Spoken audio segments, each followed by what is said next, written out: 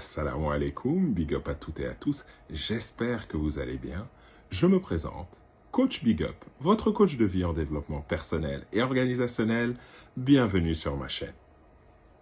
Il nous est tous arrivé à un moment donné ou à un autre de notre vie de dire oui à quelque chose où on aurait dû dire non. Quelle que soit la raison, peut-être par besoin d'être aimé, par envie de ne pas décevoir, de ne pas être jugé, de ne pas être incompris, on préfère dire oui là où on devrait dire non.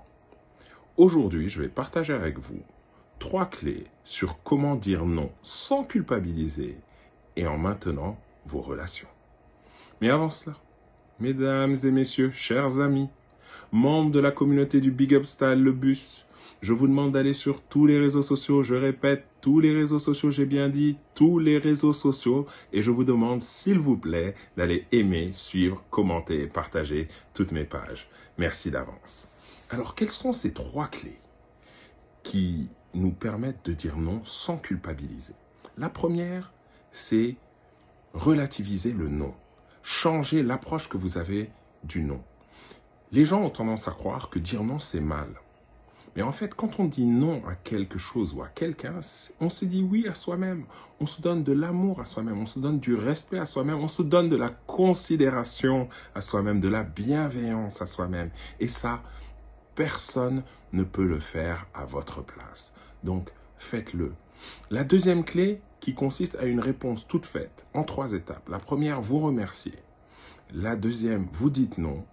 Et la troisième, vous proposez une alternative. Je prends un exemple concret.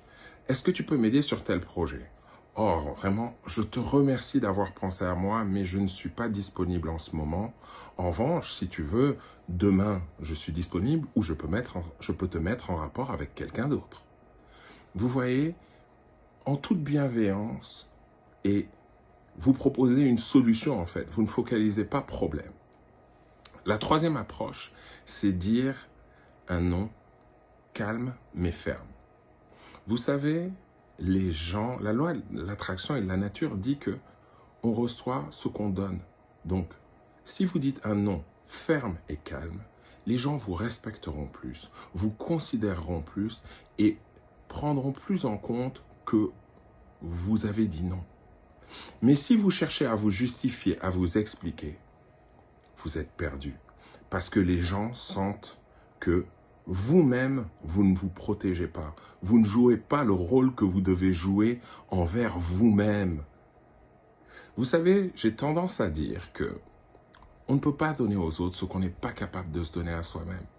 Vous devez vous protéger vous-même en sachant dire non. Parce que qui dit oui à trop? Ben écoutez, il n'a pas de priorité. Hein? En français, on dit que qui trop embrasse, mal étreint.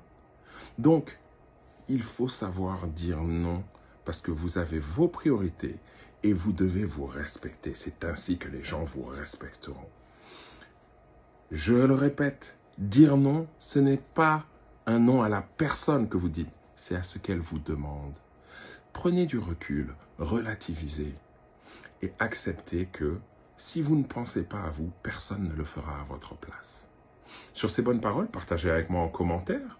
Vous êtes-vous déjà trouvé dans cette situation? Comment avez-vous réglé cela? Quelles clés vous allez mettre en pratique le plus rapidement possible, c'est-à-dire maintenant, dans le seul temps qui vous appartient, le moment présent?